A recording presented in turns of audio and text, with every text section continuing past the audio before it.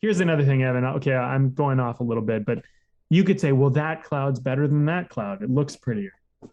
But how did you know it looked prettier? Only because in reference to the cloud that looked ugly. Now, if you're making a movie, is every character, is every person as beautiful as the next? No. But sometimes the antagonist, the ugliness of the antagonist reflects the beauty of the protagonist, or vice versa. And so you don't look at things as good or bad or worse or better. You look at them as they play a part. Mm-hmm. And we all play a part. And in your art, you're playing a part. So play your part and play it as wholeheartedly as you possibly can. And take the pressure off yourself. Just play the part. This is Way of the Artist with Brandon Colby Cook and Evan Schulte. Identifying your blocks and demystifying your struggles so that you can claim your own path and make your life a work of art.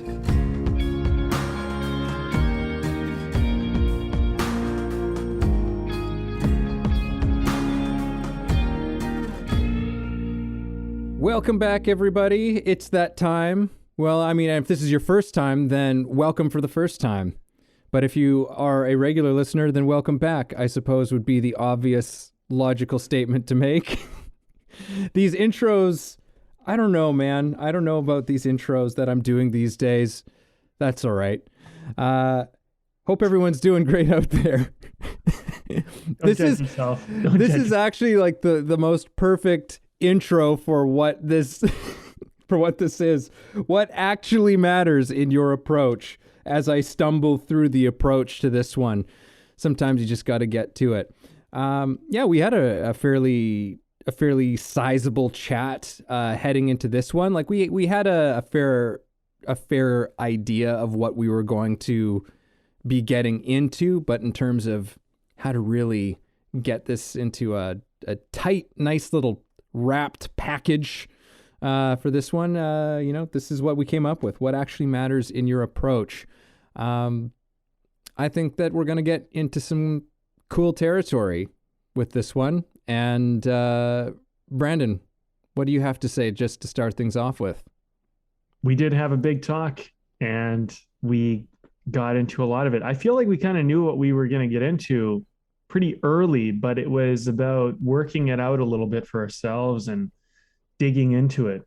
And I think I would say that if you're blocked or you're having a challenge or you're trying to get something in your life and you don't know why it isn't working, or maybe you're just trying to improve yourself in your craft as like an actor, writer, painter, musician, whatever it might be, it's an interesting thing that we stumbled across, because sometimes what's holding us back from getting that place that we want to go to, or moving to that level, or just getting through something which actually might be very easy, has a lot to do with perspective, and it has a lot to do with what we put value on.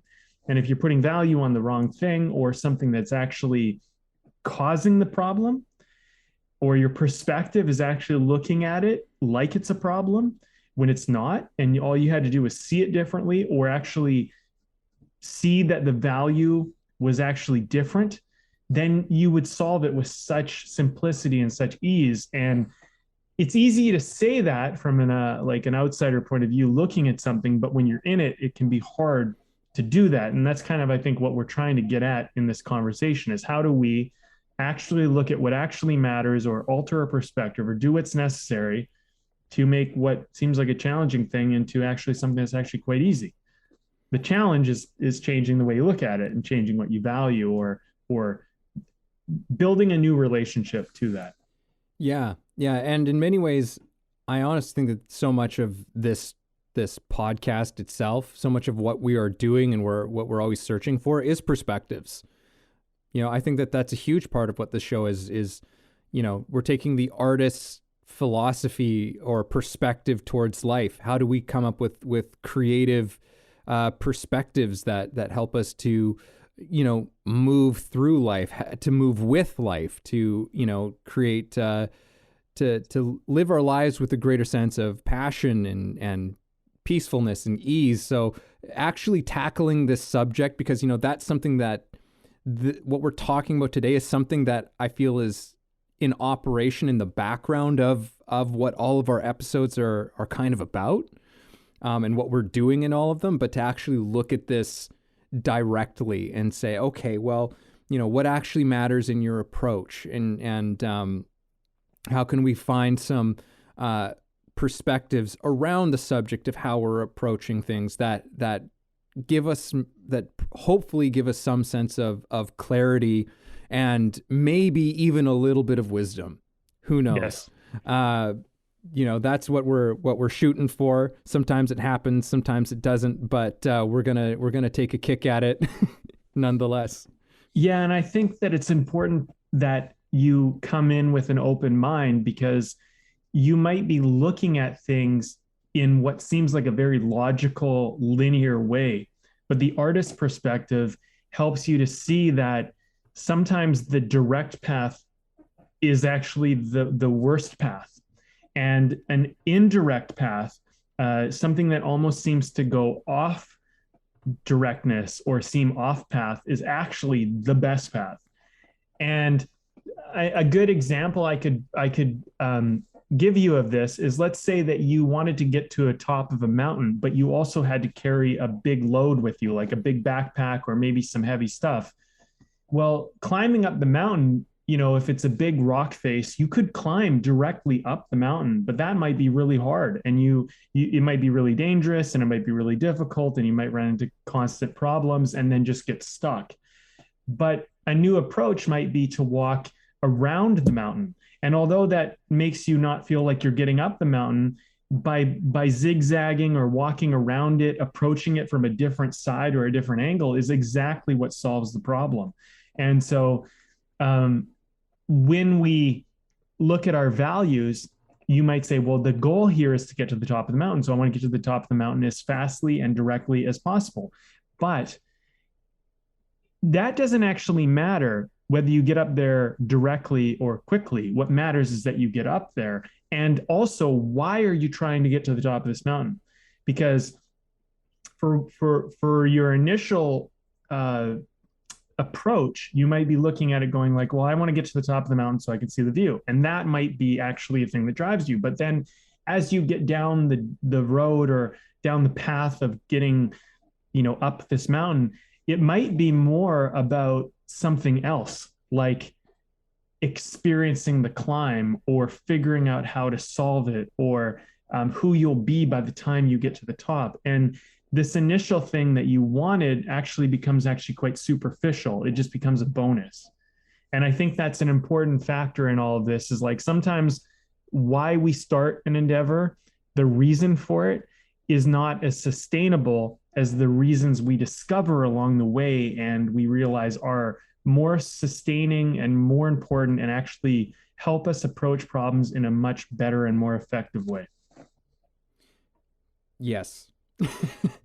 Yes. And you've, for me, touched upon, for me, what seems to be the place to get into this subject pretty quickly is the why. You've brought that up. Like the why is really, to me, at the center of what we're talking about with approach. Because very often, in my own experience and just from what I've seen and learned, is that so often when I'm in a state of confusion around what I'm doing or what step to take next or how to go about doing something, your approach, right? All that stuff plus more is part of how you approach any given task or pursuit or any creative thing. How do you approach? Even whether you actually ask yourself that question specifically or not, that question is present in some way. It's always present with you in some way. And what actually matters in your approach is your why. Well, why are you doing this thing in the first place? Right? Like, what is the thing that's actually driving you? And the bigger your why is, and the more connected you are to that why, which, it will probably shift and evolve, and there will be ways in which you get more and more and more clarity around it. But it's something, that why is something that has to compel you and excite you in some way, and has to be, which we've talked about in the past, it has to be something that's bigger than you. You know, it has to be something bigger than you, like, and bigger than you in the sense that one way of looking at it is that it's that why is something that you may not see it fulfilled in your lifetime.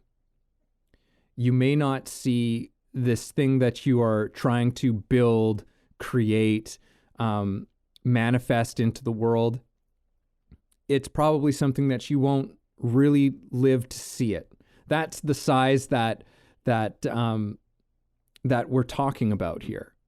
And maybe you don't quite have that size of it, but I think that you've got to push it as far as you can go. That something that gives you a sense of connection and purpose in the world and to the world on such a big scale. And for me, that's where approach begins and ends, because if you don't have that sense of connection, you're going to have a hard time figuring out how to approach anything. But so often I've found that when I've had the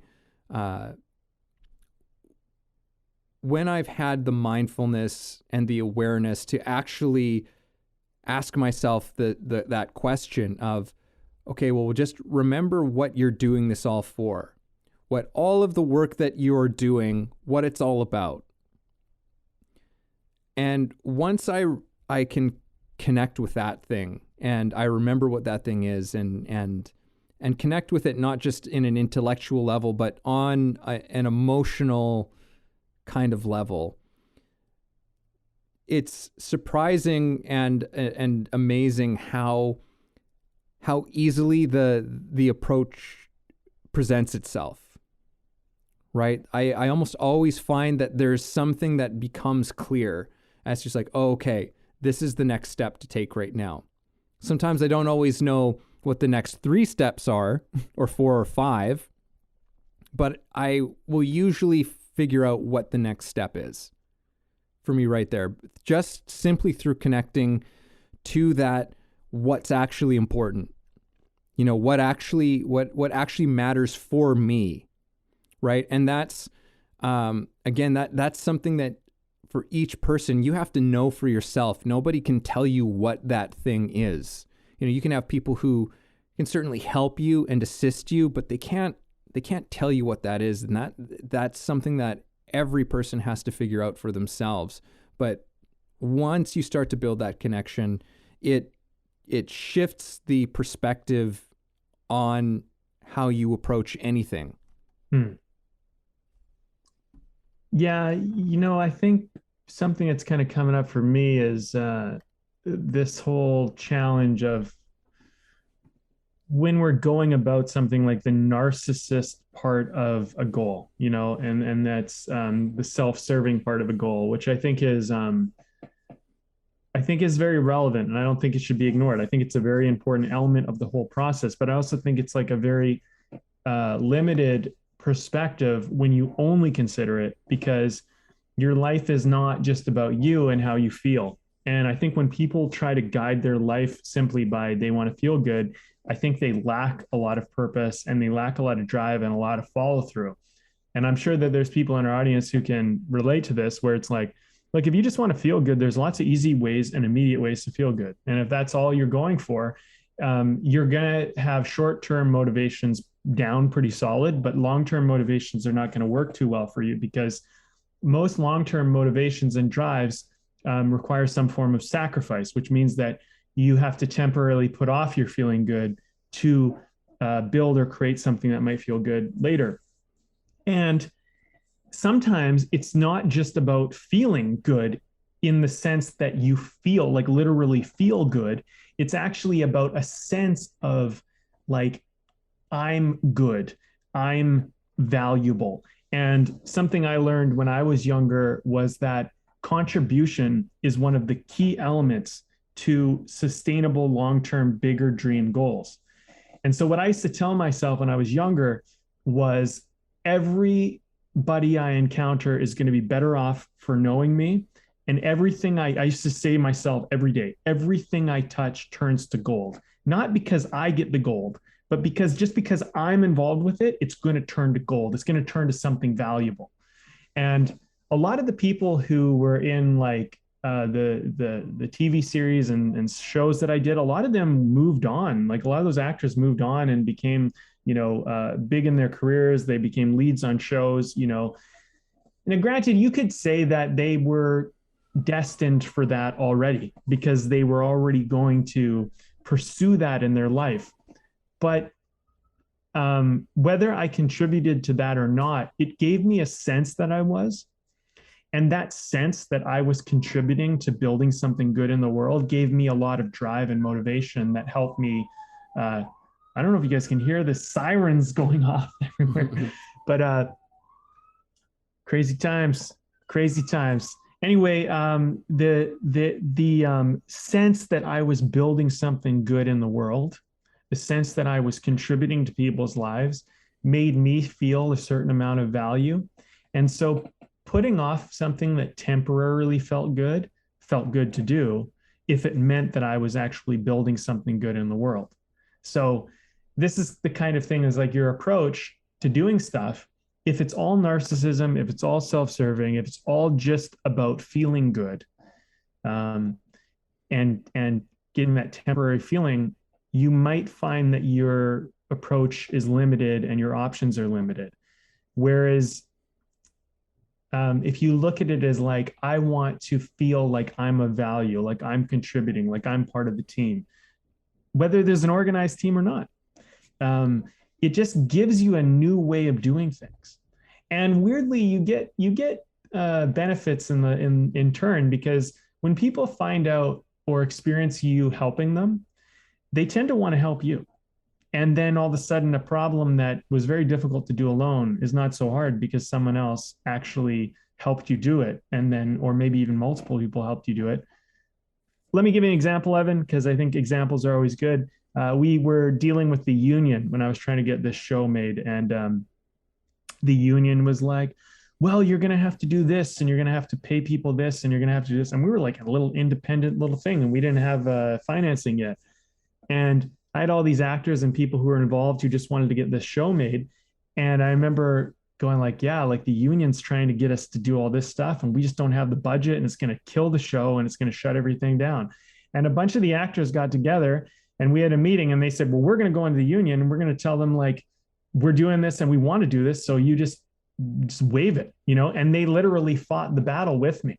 And it was not about like, because my approach was genuine about trying to get a show made that was pretty hard to make, especially with a lot of actors, and trying to use the union and trying to use actors that were in the union because these were talented actors who just wanted to do a good show. They weren't doing it to try and get paid. They were doing it because they really believed in the show and they wanted to do it.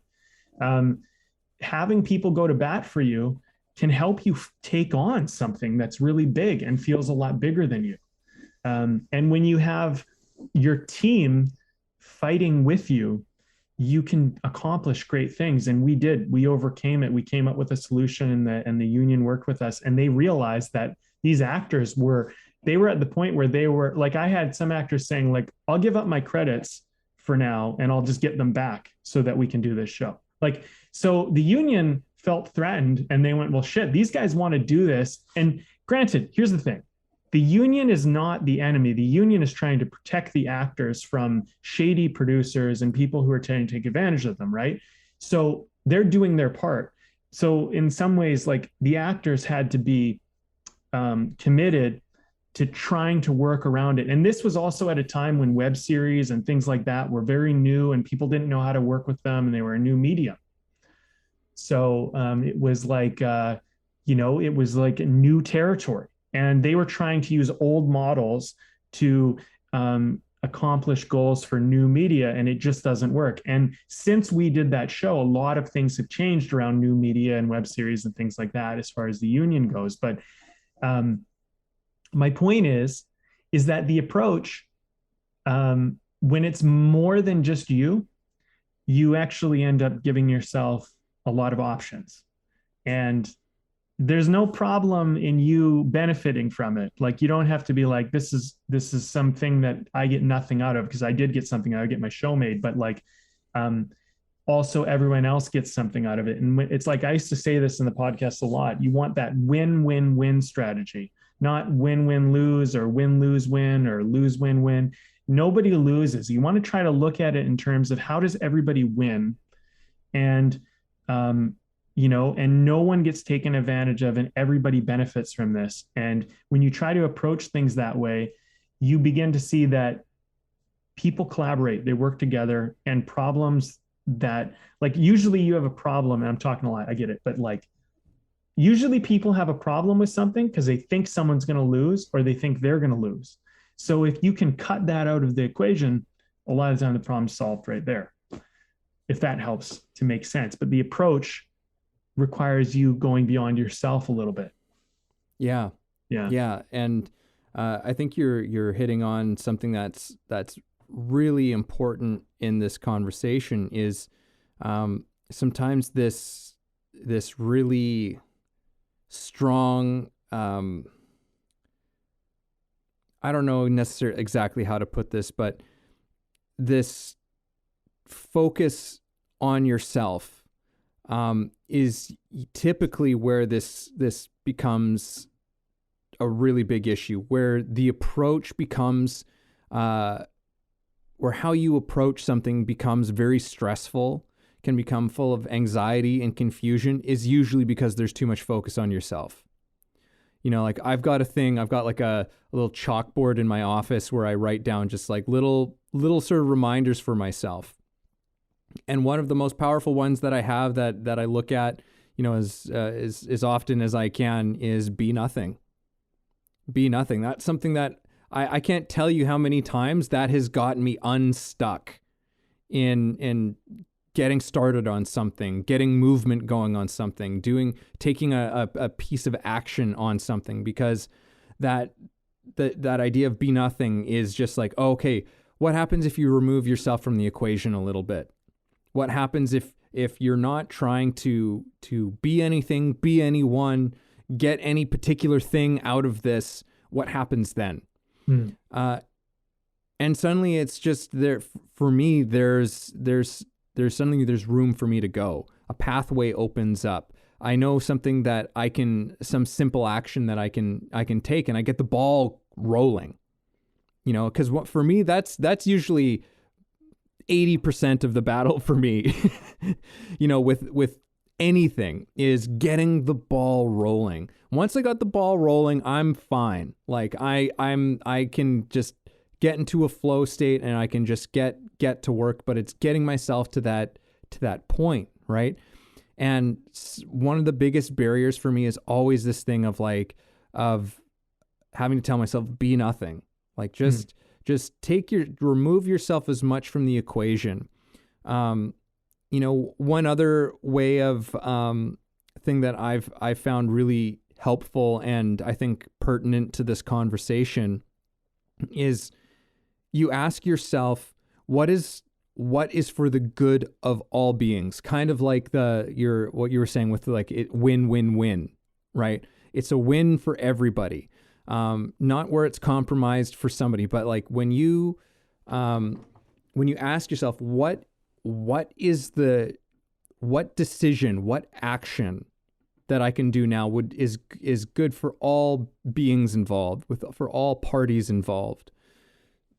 And I'd say it doesn't even have to just be with people either, right? Like there's other things that fit into the equation, such as like the environment, right? Like the natural world is another thing that we have a responsibility for as well, right?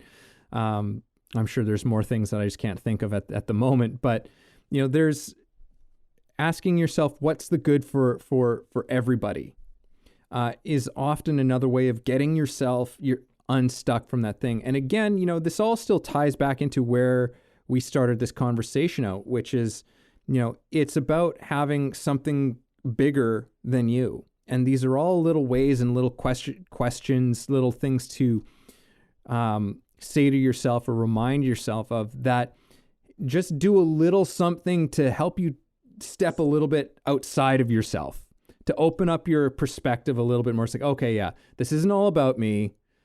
And when it's not all about you, like, just there's a weight that comes off. There's, it's suddenly not so heavy and so serious or whatever. At least that's how I experience it, right? There's not so much weight to what I'm doing. And once that weight has been lifted, there's options. There's almost always options that begin to present themselves. And sometimes it's also, I already knew the action to take, but now it's just that I'm free to take the action. Because there's not so much on that action for me anymore, because I'm not so important. Yeah. In a strange way, it's like in getting out of your own way, by making yourself less important, you actually make yourself, you actually put yourself in the best position to succeed, which is interesting. But you've got to put that whole success idea out of your head.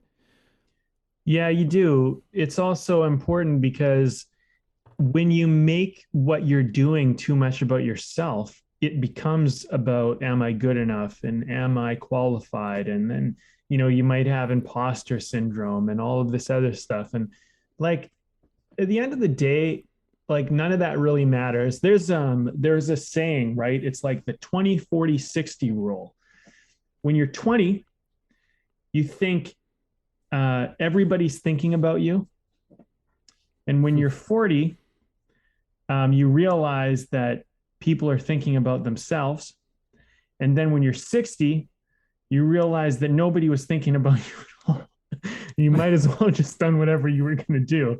And the thing is like, there's something like that. I probably butchered it, but it's basically the same idea, right? The idea is that, like, part of the problem for a lot of young people is they think that the world is, because high school and like our early years are so much about finding ourselves, and it's about fitting in and finding your group. And identity, I think, for a lot of young people seems to mean a lot. And we want to be included, and we don't know what normal is, because normal is based on your parents and your siblings and stuff like that. And so you go into the world and then you start to feel like, okay, well, this is what's normal for them. And if you went into like theater or drama, they're, in my experience, at least, were very like goofy and outgoing and silly. But like, if you went into sports, which I also went into, they were very like rigid, almost, especially like high level sports. It was very much about performance, and it was very much about,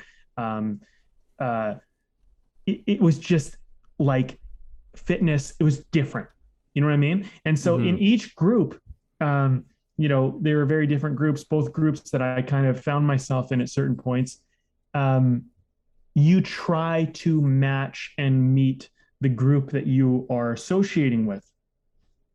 And in those initial stages, learning the ins and outs of the group and learning how they function is a large part of how you figure out your identity. But once you kind of figure out how to play their game, and it really is just a game, no one really cares anymore. Because as long as you're kind of falling in line, doing what you need to do, and you show up in a predictable way, or how to show up in a predictable way, then no one really notices, because really you're doing what you're supposed to do. And we're very machine-like that way, people. Like, when we get what we expect, we don't think about it. And actually that helps us do life, because if we had to think about everything, if everything acted strangely or weird or different, we would have to notice it and we would have to deal with it. But when things work in a predictable manner, we don't have to think about it. We can think about other things. And I think what you find when you move into your into your 20s and into your 30s and beyond is the world has a certain amount of predictability to it. You have a certain amount of understanding about it. And what I found is everything's just a game. Just if you play the game the way that everybody expects it to be played, no one will notice you. You can be totally invisible in the world. But when you do something different, when you step out of line, people will notice. And a lot of people have a difficult time with this because they they don't they don't like to be noticed. And yet when artists do stuff, we kind of do stuff to stand out and to be noticed because it usually advances our career. But at the same time, it's not easy because it's like, it's not normal, it's not natural, it's not predictable. So if you think too much of yourself, my point is that you'll have a difficult time stepping out of line because you think that it matters. But if you look at it in terms of like, oh, look at this, like I'm doing something that's getting people to notice, as opposed to like, I'm being weird, I'm being different, I'm not fitting in. But if you look at it like they're noticing it because it's different, you begin to play the game. It's like, look, I can get people, I could walk down the street and I could get people to notice me in a fucking instant. I guarantee you. I know how to act weird. I know how to act differently. I don't always like doing it, but here's the thing. I know how to make people look, and I can get everybody's attention in a second, easily. And I can wake them right out of their little slumber. Do I do it all the time? No, because I'm just trying to do my day. But this is part of the artist approach, right? If you want to get attention, you can, but it means stepping out of line and also not taking it so personally and making yourself so involved when you do. So your approach might be limited by the fact that you just feel like you don't want to be different and you keep trying to fit in. But if you keep trying to fit in, yet you want to do something that requires you stand out, how are you going to succeed at that? You know what I'm saying? Like, yeah.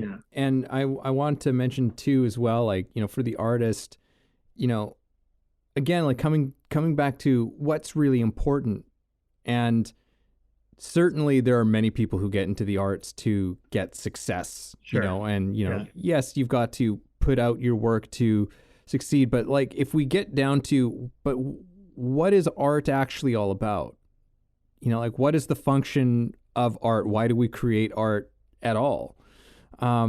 It's always about communication, right? It's about trying to communicate something, a message that can only, come through for some reason in these different forms of expression. And we create art forms out of them, right? But art comes out of the need for some kind of communication, which is ultimately, again, like if you start creating art for the success, you might succeed at getting success, but there's a whole world that you then have to deal with, right? And I would argue that you start moving away from actually creating something that is art. Now, art is something that is subjective, of course, but I hope I'm not getting too much in the weeds here, but I would caution that if you're doing arts for the success, you're not really creating art. Right. Yeah. People might disagree. They might see what you're doing and say that's art. But if that's what's in your mind is succeeding and notoriety and all that stuff, I don't know if what you're doing is art anymore. You're creating something cool. You're creating something that's maybe technically quite beautiful and excellent and things like that. But art emerges from something else entirely. I think art is a deeper something that is informing the thing that you're doing, right? And it's that need to communicate something deep within inside of you, right? And if that's not present, I don't think that what you're doing is art. So just in terms of like the whole thing of success and art, and I wanted to take another step if you, or unless you wanted to say something to that, Brandon.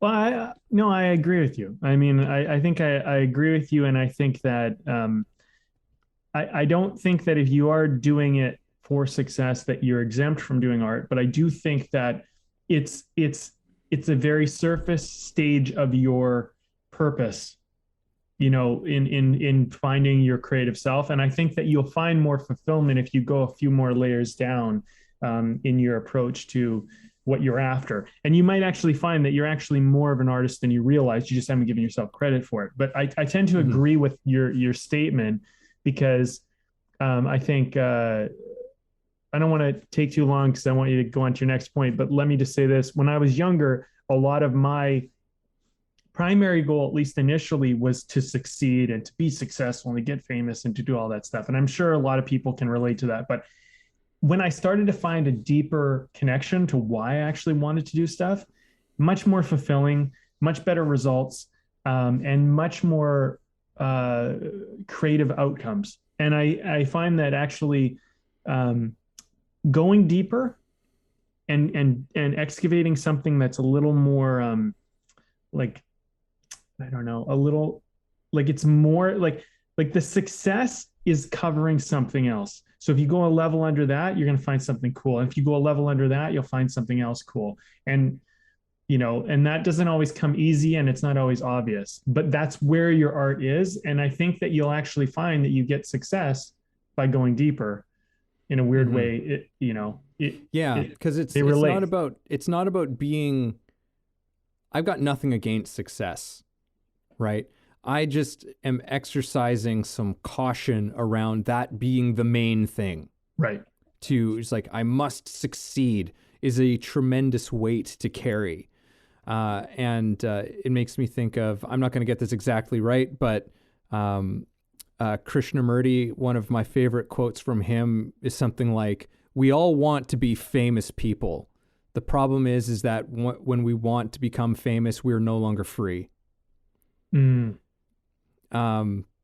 Yeah, you can just let's just sit for a second in that one. And he's absolutely right. But to go into the next thing, which is related to all of this, you're talking about sports and things like that. And in terms of success and what that ends up doing to us creatively, and our ability to just act out of a genuine, real place within ourselves, that actually gives us that sense of real fulfillment and of purpose in the world and that sort of thing. But there's for people who don't watch hockey, there's an expression that's been around for, I don't know, probably forever in the game of hockey. But we often say of like a player, particularly a really great player who's kind of slumping, we'll say it's like they're gripping the stick too tight. They're gripping the stick too tight, or holding the stick too tight. And it's, not really meant as a literal, oh, they're holding the stick too tight. It's we're speaking about their frame of mind. They're too hung up on, trying to get that goal that's going to bust them out of their slump, or do whatever it is to get them out of their, the rut that they're in. They become too fixated on succeeding, on scoring the goal, on whatever, and it does nothing to help them. They're gripping the stick too tight. They're not relaxed enough. They're not loose enough to let sort of their natural talents emerge. They're thinking too hard is basically what it's saying, right? And there's a beautiful little wisdom to that, and I think that that's a lot of what in terms of adding another element to what we're saying here is, when you become so fixated on the things that don't matter, and you lose that sense of why you're really doing what you're doing, why that means something to you, like really being connected to the meaning of what you're doing. When you're not connected to that, you're gripping the stick too tight. You're creating too much tension in your mind and your body, and you don't know what to do. You don't know the right action because you're second guessing yourself all the time, right? Do I shoot? Do I wait? Do I pass? Or do I shoot? Or do I, you become, you can get yourself stuck into this bind right? Just this internal bind, and you're just frying the circuits in your brain of indecision. And when you can take the attention off of yourself in what you're doing, that indecision and that cloudiness, that confusion just seems to dissipate a little bit. And it's I mean, I think that that's fascinating. You know, that's something just to like, I don't know if it's for this episode, for this podcast, but that's something interesting to explore on its own. Like, why is that? Why is that? And it's what I teach actors as well in my classes. You know, it's one of the main things that we get to work on right away. Take the attention off of yourself. You know, and giving actors a way of actually doing that. How can we take the attention off of yourself, put it onto your partner, put it onto the person who's right in front of you as completely and fully as you possibly can.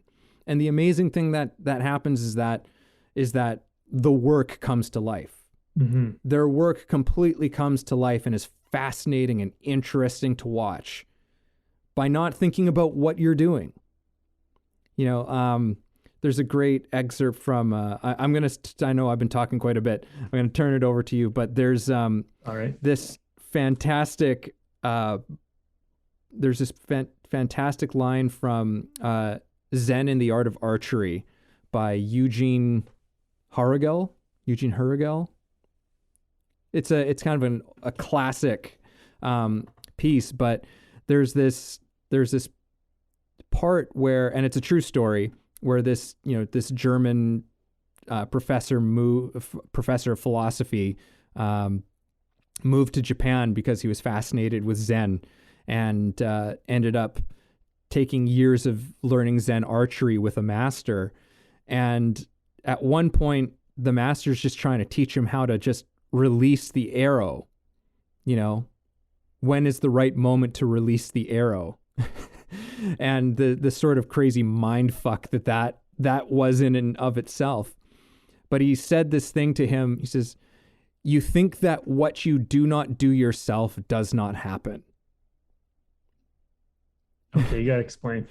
Well, I mean, I don't know how well, like, there's more to, like, there was more context to be added to it, but that's where he sort of arrives to, you think that what you do not do yourself does not happen. And it's this, as I understand it, which is probably fairly naive, and I probably don't know all of the subtleties to it, but there's this message of, there's all of this mental egotistical baggage, all the stuff that we've been talking about of like doing this right. I've got to, like, when do I release the arrow? How do I release this arrow? And all that stuff, where this master was trying to teach him, there's a different place in which you learn to just shoot the arrow, where there's no sense of yourself. There's no, and this is very traditional of Eastern philosophies and traditions, where they talk about the illusion of the separation between subject and object. So in this case, there's this, what he's speaking about is there's this illusion of, there is the archer and the bow and the arrow and the target, that that these things are not separate things, that it's all one thing. There's, I think that at one point the master says to him, because he's confused and about what he means, and he just says, "It shoots." Like, there's no "you shoot" at the target. There's just, it shoots. It's one thing, right? Yeah.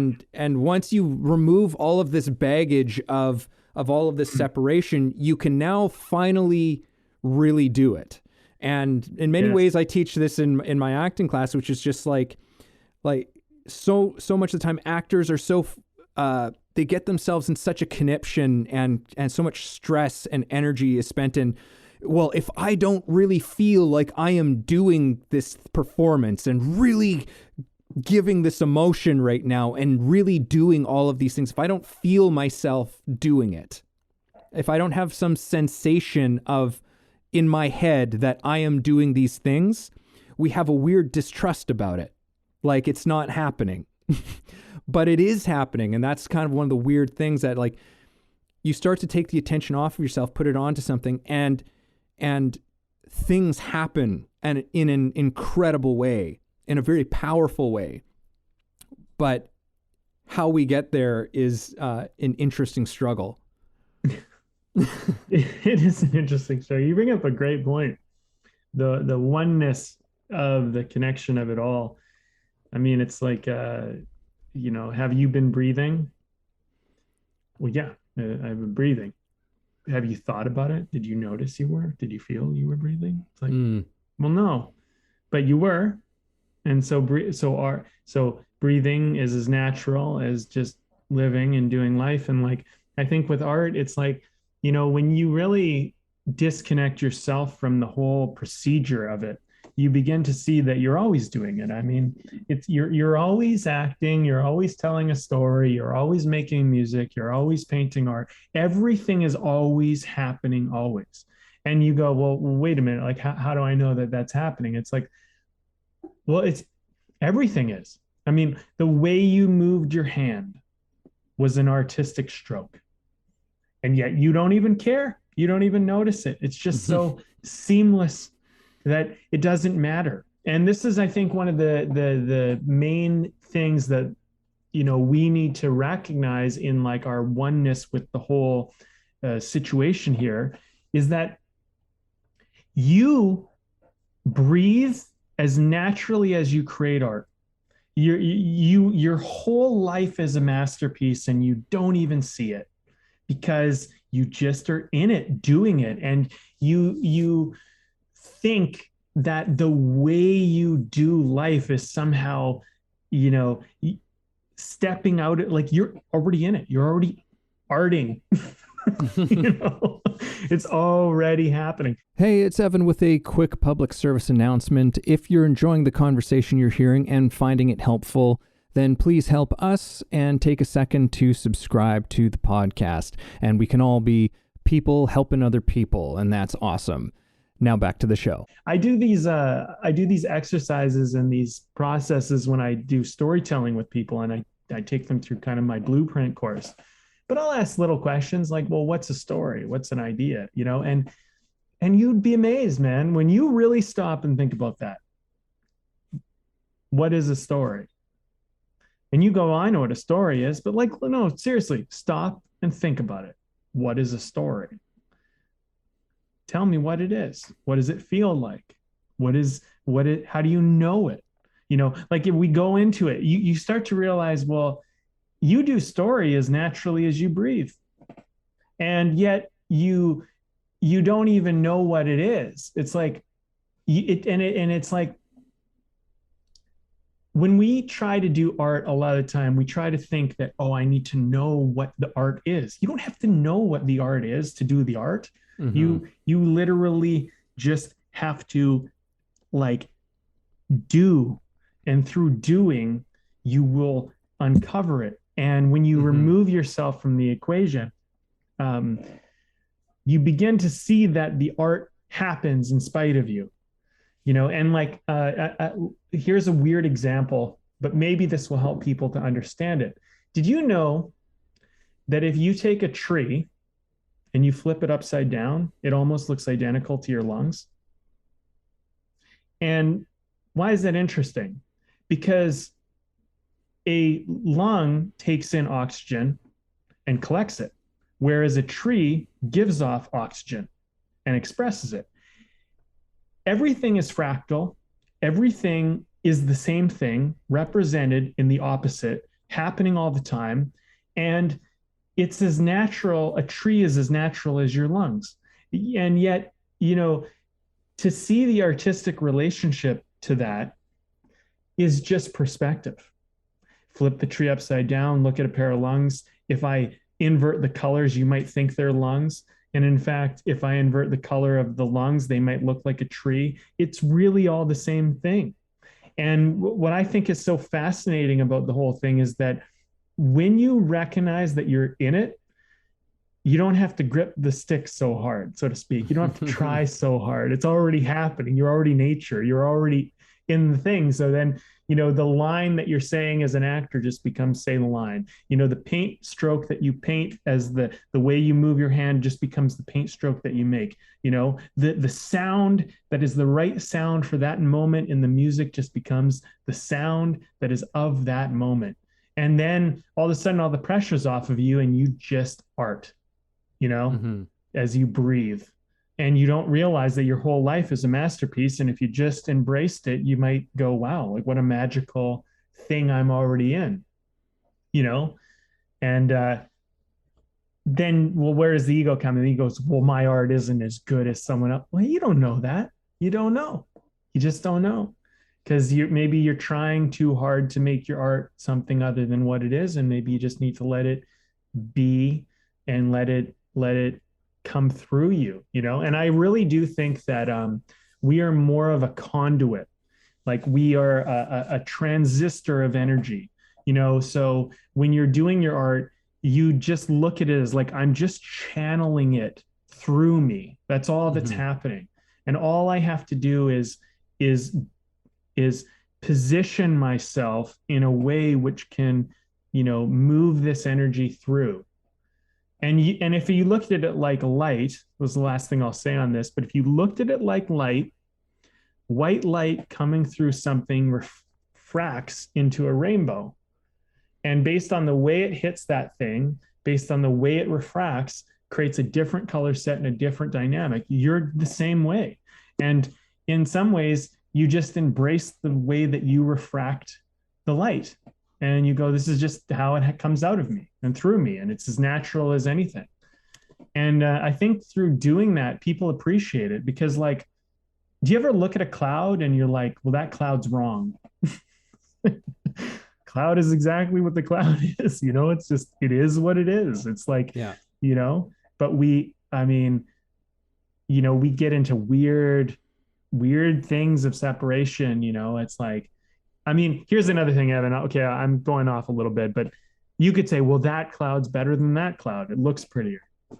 But how did you know it looked prettier? Only because in reference to the cloud that looked ugly. Now, if you're making a movie, is every character, is every person as beautiful as the next? No. But sometimes the antagonist, the ugliness of the antagonist reflects the beauty of the protagonist, or vice versa.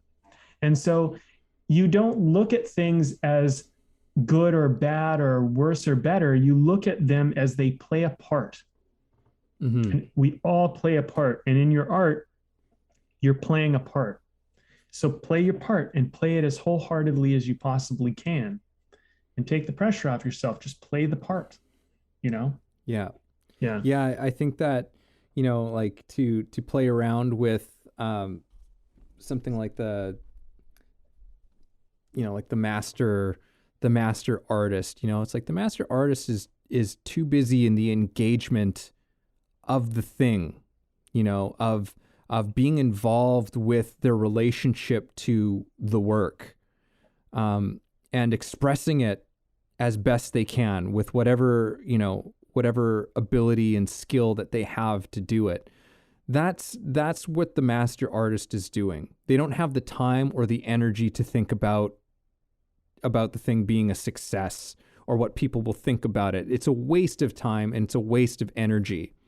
And it's nothing that you have control over anyhow, right?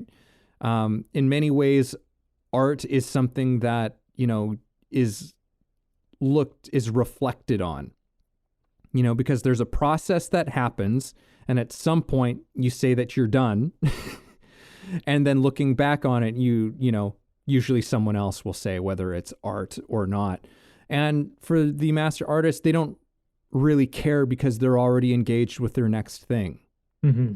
You know what I mean? Like, I think the master artist also dies to everything that they've done, so that they can engage with whatever the next thing is. They're, masters of the present. What's the present thing of excitement for them continually? Like always renewing itself. It's like, do you remember the breath you did 30 seconds ago? It was perfect. Yeah. It was perfect. You did it exactly right. Can you recreate it? It's like, Yeah. you don't even like it's done. It's over. Like you did it, and you don't even think about it. And like I think that's the part that we're trying to get at. I think it took us years to learn this stuff for both of us. It's like because there's this I can No, I'm control still it. learning it. I can make it. And I still run into this problem every now and then, right? And man, I didn't mean to cut you off, but man, I go for walks and I think and I just kind of remind myself, I'm like, wait a minute, this is the breath that I'm taking. Like this is so perfect. And yet I'm going, I need to get here. I need to do this. I need to figure this out. It's like you're actually doing it. Just continue doing what you're doing. You're doing it so well because you're it's not like you're avoiding it. It's not like you're actually, and the fact that you had that thought is just admirable. So let go. You don't need to grip the stick so hard, if you use that expression. You just play the game, and going for this walk and having this thought is as natural for someone in your position trying to do what you're doing. This is as natural as it would naturally be for anybody who was in your position, who lived your life, who had been to this point in your experience, would be probably doing exactly what you're doing right now. And if you just accept that, you can move on, and we can go on to your next moment and your next and your next. And you will find that if you continue to carry on, you'll play the game, and you'll find yourself in the next place you need to be. Yeah. And you'll know what to do. Yeah. As long as you continue to live in that way, which, it's funny because it means letting go and surrendering a lot of our habitual ways of looking at things and approaching things, which is so result oriented for the most part in our modern day society. Is we're so focused on these things of success and achievement and all of these things, and they actually just create confusion. Exactly what I was thinking. 100%. They just create confusion. And that's why we don't know what step to take. That's how we lose our sense of how to approach something. But when we learn to just, try to just loosen your hands off the stick a little bit. It feels strange. Like, what if it falls out of my hands or whatever? It's like, no, it's not going to fall out of your hands. It's not going to fall out of your hands. Just loosen up a little bit. Just relax a little bit around there. And suddenly there's clarity. There's room to move. We were talking a little while back. It was like an acting lesson that Christopher Walken gave somebody on set. If you don't know what to do, don't do anything, right? Relax, take a breath. Don't force anything to happen right now. Just take a moment, and the next thing will present itself when you're paying attention, when you let go. And again, in acting, it's like the main thing is don't do anything and listen. Just listen, pay attention to what the other actors around you are doing. What are they saying? How are they treating you? How are they treating each other, right? And suddenly it's like, what's happening over there. Suddenly you know how to behave. Suddenly you know how to act, and Alan Rickman, he did a great talk on the same kind of thing. He's like, what I do is completely contingent upon what the other actors are doing. I don't know what he's like, for him, he said, rehearsing how you're going to perform a scene by yourself in your bedroom is an absolute farce. That was his actual words, is it's a farce. It's a completely stupid exercise to put yourself through. Yeah. Right. And again, it's put so much pressure, and I've been there as an actor, where it's like, I have all of these ideas of how I'm going to perform this scene that I think are going to be so incredible, and almost always it was shit, or like most of it didn't work out, and when it did work out, it was because the attention was off of myself, and I was in response to what my partner was doing and to what was happening, what was actually happening in every moment. And it's weird because it feels like you're not doing anything, right? Yeah. Yeah. Going back to that whole thing, you think that what you do not do yourself does not happen, right?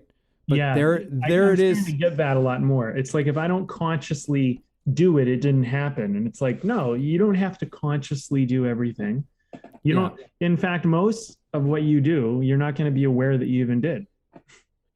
So to try and control it, and acting is so great for that because it's so immediate that you just get your results like so, like just right away, Yeah.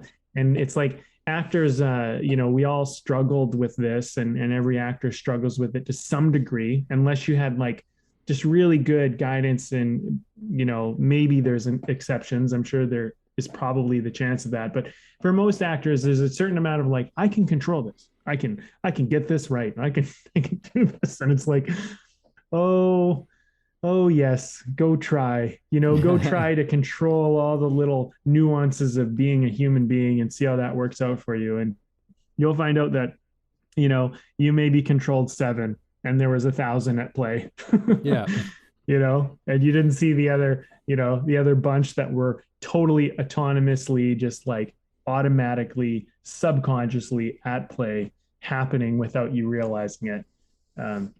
And then I think what happens is the master actor, but I guess it's like a master artist, is you just begin to let go of those 7 things you were trying to control. And maybe you get down to 6 and 5. And then finally you're just like, okay, let's just, but I also think, Evan, I have to say this, and maybe you disagree, but let me present this idea. Mastering your craft, like really learning your craft and really understanding it, is part of what lets you let go of your control. And I say this because I did play hockey and I played soccer and I played some pretty high division sports. And we used to call people who would come for tryouts for our team, this is kind of mean, but it actually is a very accurate statement. They would call people tryhards. And the reason why they would be called tryhards, I remember the first time I heard it and I was like, what the fuck is a tryhard? And I began to understand that a tryhard was somebody who didn't really have the skill, so they were trying so hard to show they did. Whereas when someone did come on the team, I remember we had this one guy came on the team and he was so talented, but he wasn't trying to show us he was talented. He just was. He had worked, he had practiced, he had built his skill so that when he got the ball or when he was away from the ball, he just knew that he could trust on his skill and his craft and whatever. And I want to kind of put that point forward, that just because we're saying like you are as naturally an artist as like you are alive, it doesn't mean that you neglect craft and you don't learn how these things work. I mean, you still need to learn, you still need to educate yourself. It's just you learn them and then you kind of forget them and trust that they're there once you've learned them. Would you agree with that? Do you think that's I do agree with that. And continuing to work and grow in your craft but it's all in service. Right. That's the whole thing. Sometimes is that very often we, in the arts, people in all art forms, people can lose sight and they think that the technique of it and the craft of it is the thing, and it's not the thing. It's in service to the thing. Right. It's always in service to the thing, but developing that is, I think, essential. And you develop it to a place where, for a lot of athletes we'll talk about, it's like they've worked on these things to a point where it's like they don't have to think about it anymore. Yes. Right? Like they know how to position themselves. They know how to, rotate the stick when they're letting the shot go. Like there's just you're not thinking about it anymore. You've developed yourself to and you've worked on your craft so you can get to that point. Because you do that because it gets in the way otherwise. Yes. That's exactly it. It gets in the way. And something, I used to have a lot of pressure on myself when I was younger. I actually my parents put me into soccer. They actually put me in pretty late. And I think this story might help relate to what we're talking about.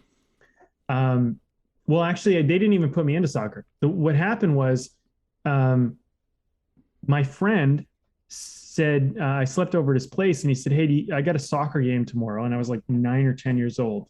And he was like, "Do you want to come to the game and just watch?" And so I was like, "Sure." So I came to the game just to watch. And the other team didn't have enough players. So they put me on the other team. And I ended up playing really well. I scored like 3 goals against their team, which was the best team in the league. They still won, but I scored a bunch of goals against them, and no one else on the team that I was playing for scored against them. So they were like, after the game, they were like, "Do you want to play for our team?" So that's how I started playing soccer. I started playing for the team. I didn't know how to play soccer. All I did was, I guess I had a certain athletic ability. So whatever, right? Just good luck, good fortune, whatever. But I started playing for this team, and I started to quickly learn that I didn't even know how to kick a ball properly. Like, it's amazing that I even scored any goals, because like I didn't even know how to kick a ball properly. I didn't know how to pass properly. I didn't know where to be. And I played for this team for probably 3/4 of a season. And then the next year, and I think this is relevant, my mom, I had to leave that team. There was like a age change in our province and everything, and I had to leave that team and I had to go to a new team. So I couldn't play for that team anymore, because I was on the cut of the age that had to move. And so I went to this other team, and my mom, I guess she must have saw an ad in the paper, and so she brought me out to this team. She didn't know they were like the best team in the province, and like for my age group, she just saw that they had tryouts, and she's like, "I'll send them to this." So I played for a pretty good team before that, don't get me wrong, but I'm only like not even a year into soccer.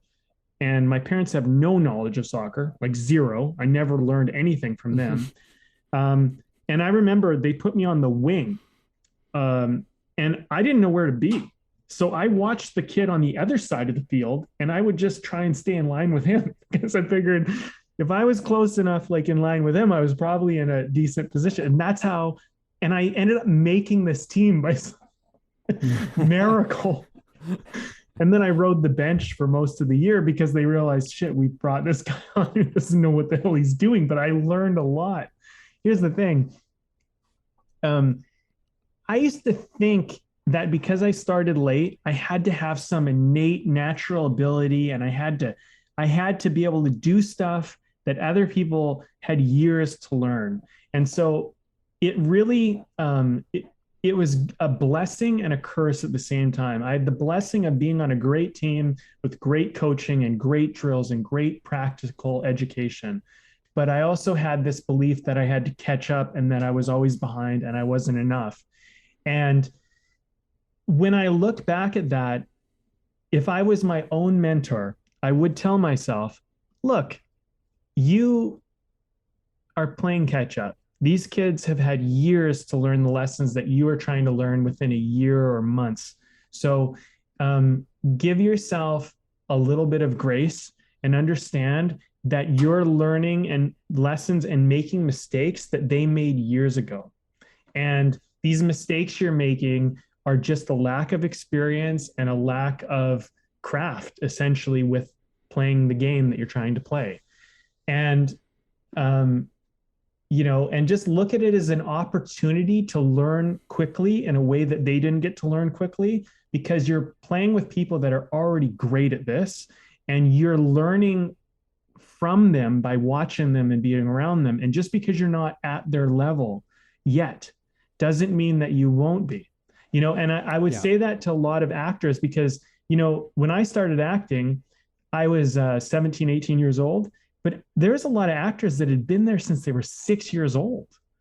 And then you think, I got to be as good as these people. And it's like, they've been learning, they've been in class, they've had parents nurturing them, teaching them since like for like a decade or more before you even got started with this. So as much natural ability that you might have coming into this, you're still playing catch up. And I would say that to every artist. Like, look, you might be starting in your art late, but give yourself a little bit of grace. Like understand that mistakes you don't mean anything against you. They're a natural part of the progression of learning. And Yeah. it's just a part of the game of doing this, and don't beat yourself up for it. I think that's a really important element to bring in. Yeah, and honestly, like there is something to be said for beginner's mind. And Yes. because look, sometimes there's people who they've been involved with something for a long time, and that definitely gives a certain kind of there's a benefit to that and an advantage to that, but it's not the end all be all either, because sometimes people are just kind of going through the motions. Yeah. Like sometimes athletes go to a certain way, they're just doing it because they've always done it, or they like the social aspects of it. Their heart's not really in it, and they ultimately move on to something else. You come into something with passion and a real sense of care about learning how to do something. You're so open and receptive, and you just soak things up.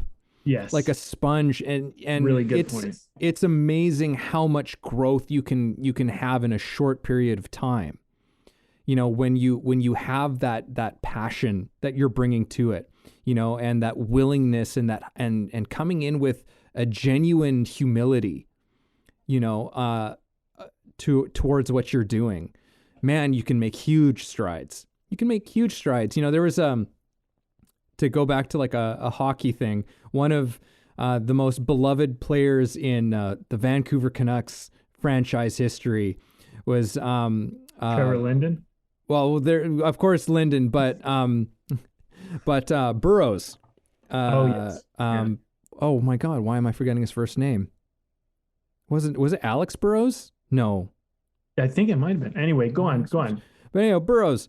Yeah, I think it was, but anyway, go on. I mean, he was a guy who, like, to how I remember, was never drafted.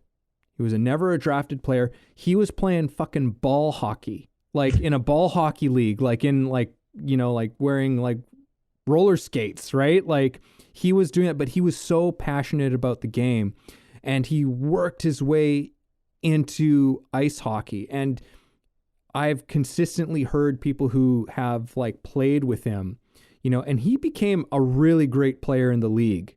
Like I wouldn't put him as a premier player, but he was a really good player for a number of years. I think he's coaching now, and he's coaching because so many people said it's like talking to him. He is one of the smartest hockey minds that a lot of people have ever met.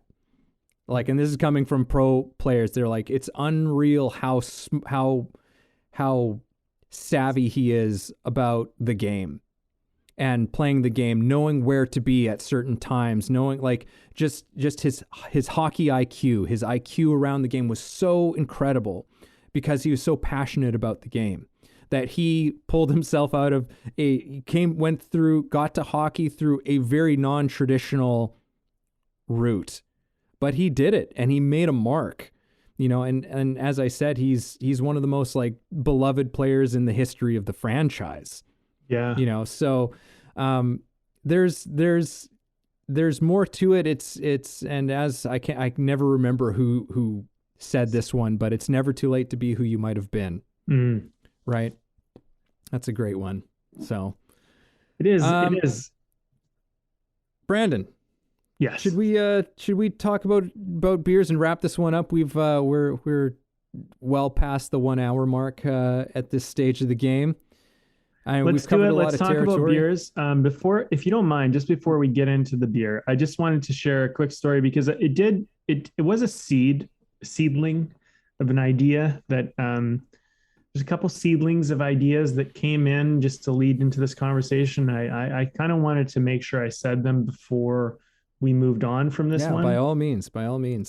One was a video that I saw this week, and a guy on a bicycle or a mountain bike was coming along a dirt trail, and he came up to a bridge with like kind of like bars, right? So it was built out of bars, but the bars were like parallel to the path, and his bike tire was probably about as wide as the gap between the bars. So when he approached it, he got off his bike and he was like walking his bike across this path. or across this bridge. And it was a pretty short bridge, but he didn't want to like do a header over it, right? And Yeah. then another biker came by and went across it diagonally and just whipped across diagonally and just passed them. And I thought, this is such an interesting moment because it's like the way you're approaching your challenge is sometimes the very problem. Like, and so this guy looked at it in a very linear, straightforward way, and he did the safe, sturdy approach, which slowed him down and made him have to stop and change momentum. Whereas the other guy looked at it as, if you come across this diagonally, that you could just there's no need to even stop your momentum. And yeah. I want to kind of share that with people because I think like sometimes we approach problems from a very linear mindset. And I know I do this and I'm guilty of it as much as the next person. But like our education systems and things like that, for the most part, they're helpful. But the problem is that sometimes we only learn things in a very linear way of how to approach things. Like to give an example and a parallel to that, how this might relate, you might have learned that hard work gets success. And a lot of the time that's true. But sometimes hard work is actually the thing that actually stops you from being able to solve a problem. So just keep that in mind and look at it in terms of like maybe working harder isn't what solves this problem, for example. The other thing I wanted to share was one other thing was I watched a little video and this guy was saying, if I gave you $1 million tomorrow, how would you wake up in the morning and how would your day go? Like, I'm just going to give you $1 million. How would that go for you? And he's like, would anybody be able to disrupt your day? Like, how would you feel? And it's like, no one would be able. That'd be great, right? Okay, great. So let's say I gave you $1 million tomorrow. Maybe even I gave you $10 million tomorrow, but you weren't able to get out of bed. You couldn't even move, but you get that money. Would you do it? Would you take the money to not even be able to move anymore? It's like, no. It's like, yeah, because at the end of the day, being able to move is more important than this $1 million. And I think this kind of comes back to our second point is that we have values that are seemingly important because we take for granted things that we don't realize are extremely valuable. And something that I've been trying to reiterate through the podcast, through all of these episodes we do is if I could get our audience to hear one thing, it would be this. You are the value. You are more valuable than anything out there in the world that you think you want or need. And definitely more important and more valuable than any money or anything or and when we begin, if we could grasp that, we would realize that these things we were after, they may be very important and they may motivate us and they may drive us, they may stress us out. But if you can always remember, it's like, hey, I was able to get up this morning and move around or do whatever it is that you like, look at the value that you have already. And when you begin to appreciate that, you solve a lot of the stress of the problems you're dealing with, which is a very, very important part of this conversation because your approach doesn't need to be so stressful, because if you come at a place from gratitude and appreciation and, hey, like, look, at least I got this. It's not at least. It's like, hey, I got this, which is way more important than that. Now that I got this, let's talk about getting that. But without this, that isn't worth anything. And if you can grasp that, you've won a huge battle in your spiritual and personal journey in life and as an artist, in my opinion. So I wanted to share those because they were very big elements for me. No, yeah. And I'm glad that you did because particularly the one about the little thought experiment of if I gave you $1 million and like, okay, well, what if I gave you $10 million and you weren't able to move anymore, right? Would you take it? And no, and it's just one of those, it's kind of it's in some ways it's kind of a crude example of this, but it still does illustrate a very important point is that we have within us a sense of what is actually important, and talking about it. And I like that this sort of thought experiment does include money because I think that we have an unhealthy preoccupation with money in our culture, in our society, and that there are things that we do fully understand that are far more important than that, but we don't really necessarily act that way in our day-to-day lives. What do we actually spend most of our time doing? What do we actually spend most of our time day-to-day thinking about? Right? And to really be like, is that actually really what matters to us? And don't get me wrong, I'm not knocking on money. Money has its purposes, and it definitely helps calm the nerves some in certain ways. But it's not really. It's pretty empty, and that's what I like about the story, is that it shows how fundamentally empty it actually is. So yeah, where are we putting our attention? And where are we actually putting our attention, and how are we actually leading our lives? What is actually the thing that is leading us, right? What actually matters, and is the thing that actually matters the thing that is informing our decisions, that is informing the choices that we're making. So no, I'm glad that you brought that back up, because it did kind of kick off when you shared that before we started recording. It was, for me, one of the things that kicked off this subject. So excellent. Cool. All right. Well, here, I'll share my beer first. Okay. I think I've had this. I think I've had this before, but I haven't it again. It's Carte Blanche is the beer name. It's a Belgian white IPA. It's by Hoyne Brewing Company. Yeah, it's a nice beer. It's a good beer. It's for buying it for one beer, it's a more expensive beer, honestly, but I think it's kind of because it's like the quality is very good. It's a very solid beer. Yeah, I like it. I mean, I don't know. I mean, it's funny, like I don't find it too hoppy. I do like Belgian white. I don't mind that it's an IPA. It's a good little brew. I probably recommended it before. I'll recommend it again. It's been good for this conversation, so that's what I got for you. I've got a beer that has really surprised me. I've never had this one. I don't know if we ever had it on the show, but this one is from Bridge Brewing Company in North Vancouver. I haven't had anything from them in a long time, but I've always had something good from them. And this one is called Chalet All Day. And it's a horchata blonde ale. So it's a really light beer. I mean, it's 5%, but it's a light beer in terms of like its profile. But like, I took a sip of this thing and I was just like, whoa, like it's light, it's fresh, but there's something going on in it. And there's actually a lot going on in it. So I actually want to read out what it says on the can. Get your après started early and keep it going. Cinnamon, vanilla, lactose, and a touch of fresh coffee beans come together for a beer reminiscent of a classic horchata. Wow. So it's got like, because like I was like, what is going on? And it honestly threw me, because I would not have anticipated some of those flavors in such a light beer. I probably should have put it together reading horchata.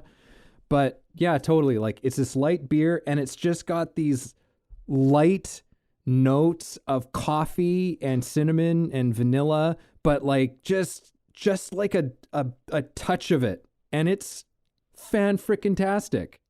I am so enjoying this beer, and I will definitely drink this one again. So very cool, man.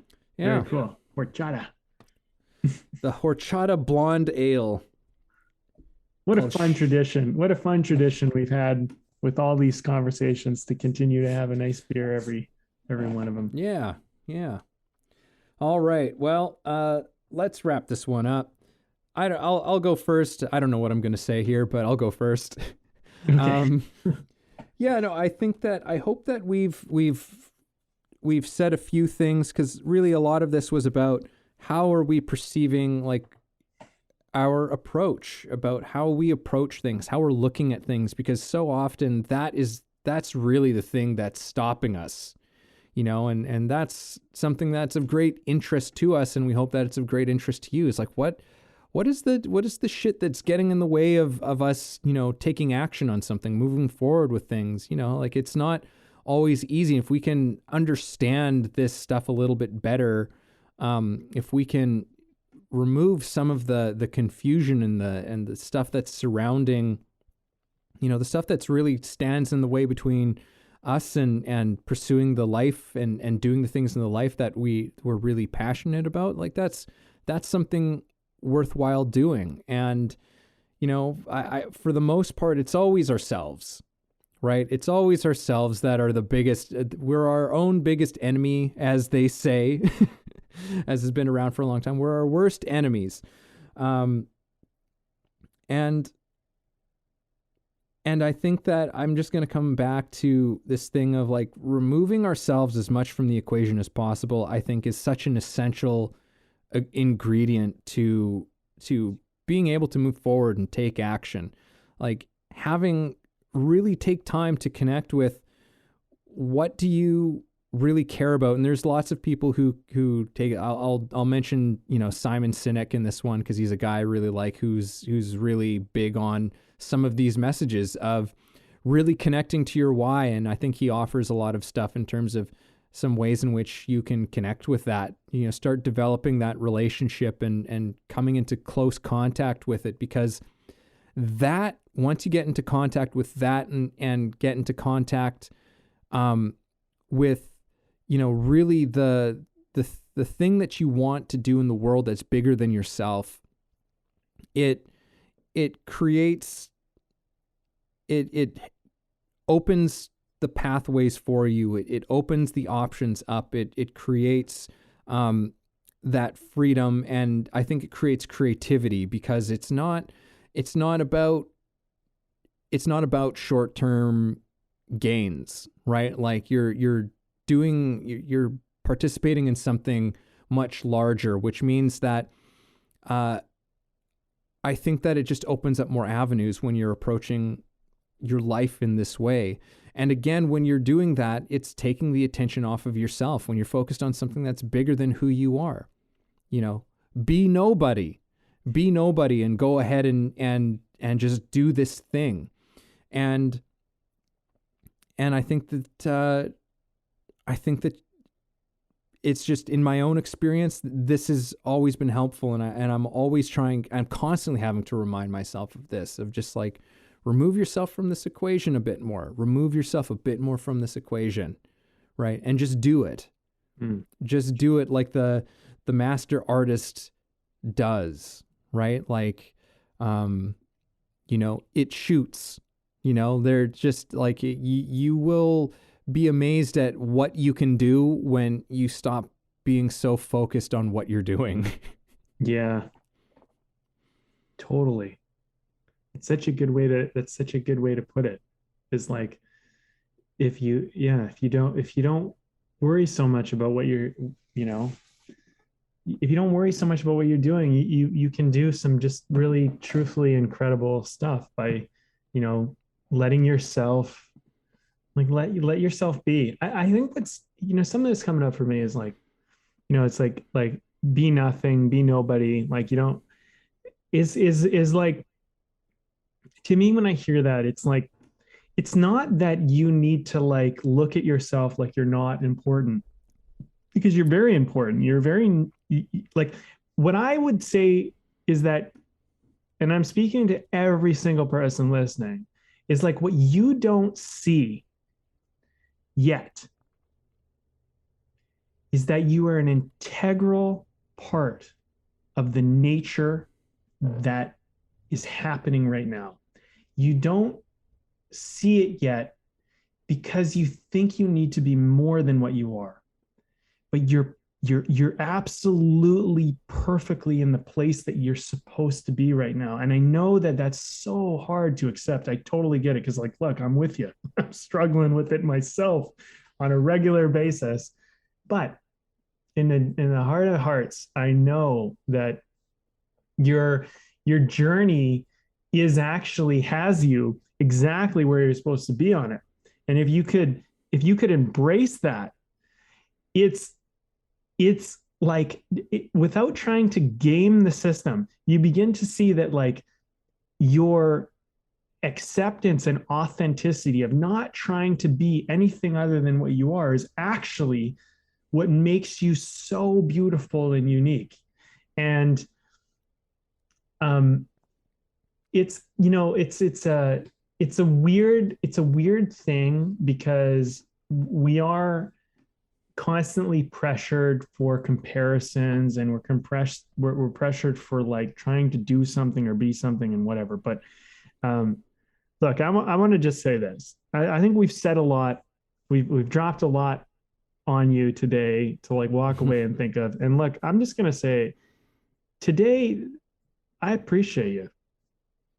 I just appreciate you guys being here listening to us. And the fact that you're showing up and you're listening to this conversation and you're trying to understand it and you're trying to work it out and you're trying to feel like that is fucking incredible. Good for you. And I think you should walk away, pat yourself on the back and be proud of that. Cause like you're really trying to figure something out. And that's fucking beautiful. It's so beautiful. And if you could own that and be like, yeah, like, look, I listen to this podcast. I tried to, I listened to it regularly, or I just listened to this one episode, or I even listened to just one part of it. And I really tried to work this out for myself. What a beautiful thing you're doing is for humanity, for yourself, for everything. And if it helped you to get an inkling closer, I'm just proud of you. Because I really like, I've been reminding myself on a regular basis that my showing up for myself, my just working through it and trying to, it's a life building thing.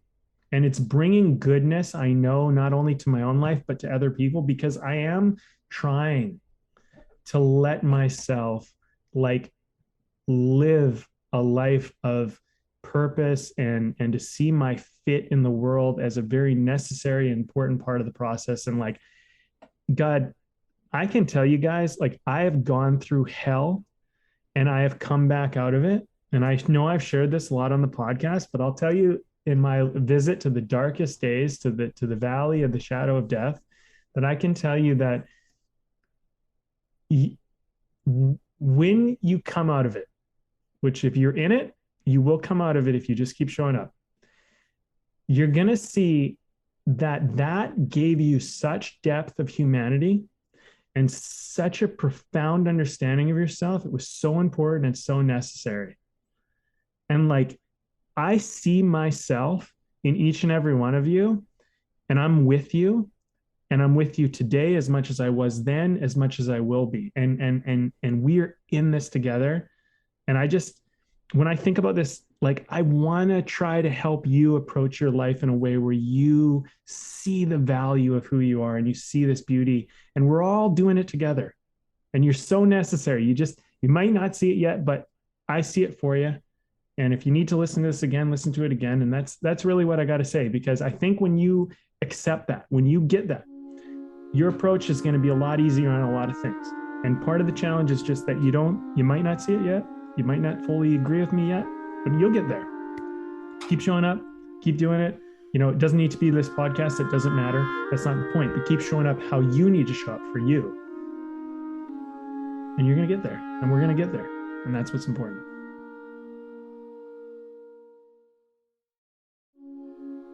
Thank you for listening in on our conversation today. We hope you found something helpful that you can carry forward with you. Head over to our website, wayoftheartist.com, for more free exclusive material and learn about the show. If you haven't already, please support us by subscribing to the show, sharing it with people you know, and keeping compassionate, creative conversation going.